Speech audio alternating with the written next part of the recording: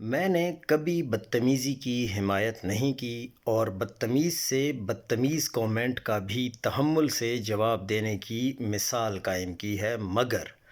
آپ کو بھی ٹی وی پر بیٹھ کر کسی کی بہن، کسی کی بیوی، کسی کی بیٹی، کسی کی ماں کی عزت اگر تار تار کر دیں گے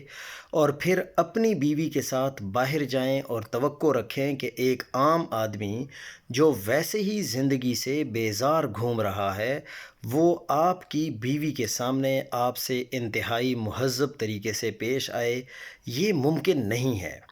عوام اب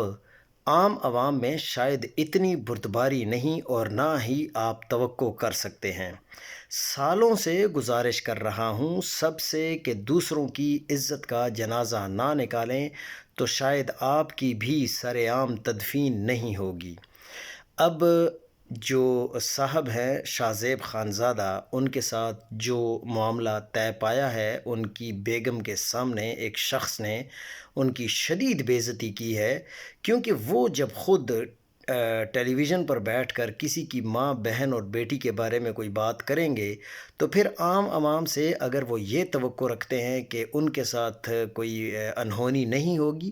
تو یہ اس کی غلط فہمی ہے۔ تو اس کو چاہیے کہ وہ کسی کی عزت کے ساتھ نہ کھیلے، کسی کی باتوں میں نہ آئے، کسی کا ایجنٹ بن کے بات نہ کرے، بلکہ جو حقیقت ہوتی ہے اس کو ہی بیان کرے، تو یہی کافی ہے۔